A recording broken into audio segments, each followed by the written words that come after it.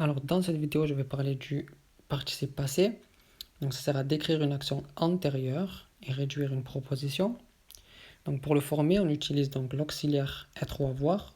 Au passé composé, donc pour être, c'est été. Pour avoir, c'est eu. Je n'ai pas encore fait de vidéo pour la conjugaison, mais j'en ferai plus tard. Donc, ne vous inquiétez pas. Pour le premier groupe, donc, au passé composé, les verbes du premier groupe, ça se finit avec et. Donc, parler, parler. Pour le deuxième groupe, avec un i, finir, fini. Pour le troisième groupe, pour voir, ça se finit avec un u, donc vu. Il y a évidemment d'autres façons d'avoir le passé composé pour les verbes du troisième groupe, donc il faut les connaître par cœur, ils sont irréguliers. Donc ça agit comme un adjectif, pourquoi? Parce que ça s'accorde. Donc par exemple ici parler, je peux dire parler à la forme au pluriel, masculin, ou alors parler à la forme féminine singulier, ou parler féminine pluriel. Voilà, et pareil pour les autres, donc fini, pareil. On peut utiliser les mêmes formes. Donc vu, vu, vu, ça se prononce de la même façon, comme ici et là. Ensuite, pour la forme numéro 2, donc on utilise le participe présent, dont j'ai parlé dans la vidéo précédente, donc avec les auxiliaires étant et ayant, plus un verbe au passé composé, donc étant parti par exemple, ayant été, donc ici. Donc pour le premier groupe, c'est la même chose que pour la forme numéro 1, donc ayant parlé, on ajoute juste ayant ou étant, donc ayant parlé, ayant fini, ayant vu. Ça agit comme un adjectif parce qu'avec l'auxiliaire être, on accorde, donc étant parti, étant parti, étant parti, étant parti. Avec avoir, non, on n'accorde pas. On ne dit pas par exemple comme ça, étant parlé, ou ça, non. Juste comme ça, ayant parlé. Donc on utilise ayant et on n'accorde pas. Là pareil.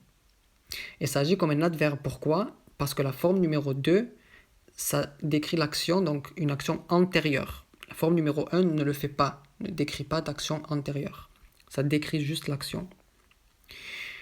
Donc, je suis rentré du restaurant et j'ai dormi. Rentré du restaurant, j'ai dormi. Donc ici, c'est comme le participe présent. Donc on a le participe passé d'abord et ensuite notre sujet après. Et ça décrit l'action dans le passé. Et ici, je suis rentré du restaurant et j'ai dormi. Étant rentré du restaurant, j'ai dormi. Donc la différence, c'est que ici, ça décrit juste l'action. Ici, ça décrit, mais ça dit aussi que cette action est la première action.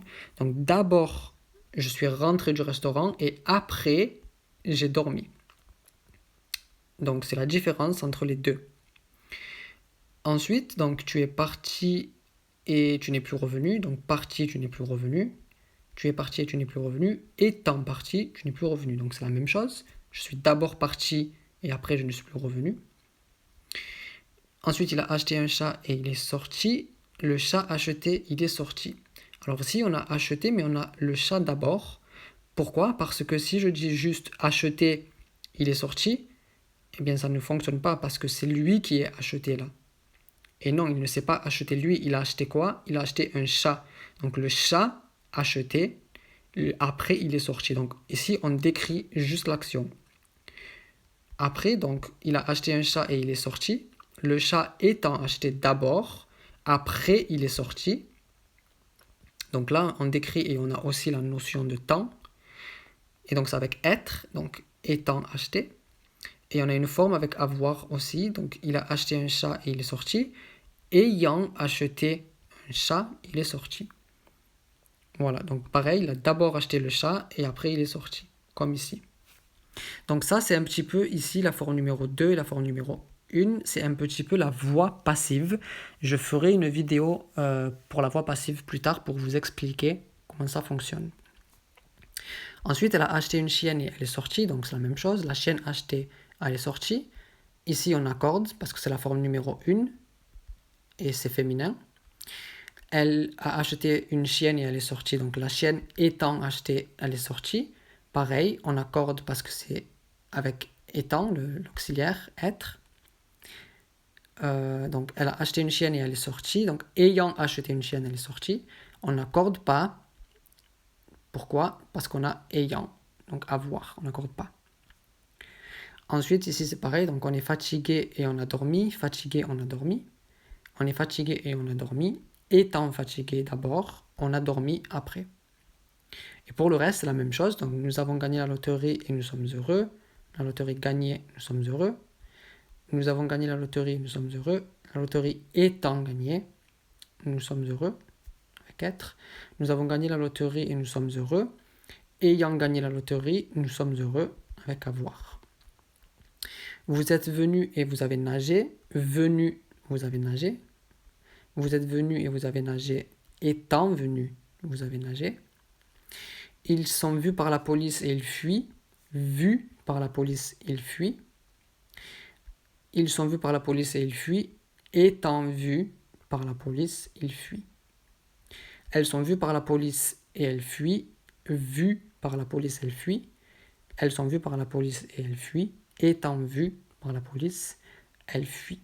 Donc c'est la même chose, on accorde quand c'est avec être ici pour la forme numéro 2. Et ici on accorde tout le temps si c'est nécessaire parce que c'est la forme numéro 1. Voilà, donc c'est à peu près tout pour le participe passé. Pour la forme numéro 2, ça ne s'utilise pas beaucoup dans la vie quotidienne, mais il faut quand même connaître cette forme, c'est important. La forme numéro 1 s'utilise un peu plus et s'utilise plus que le participe présent. Donc elle est très importante, la forme numéro 1. Donc si vous avez des questions pour cette vidéo, cette leçon, n'hésitez pas. Lors de la prochaine vidéo, je parlerai du gérondif présent. Donc en attendant, je vous laisse et je vous dis à bientôt pour la prochaine vidéo.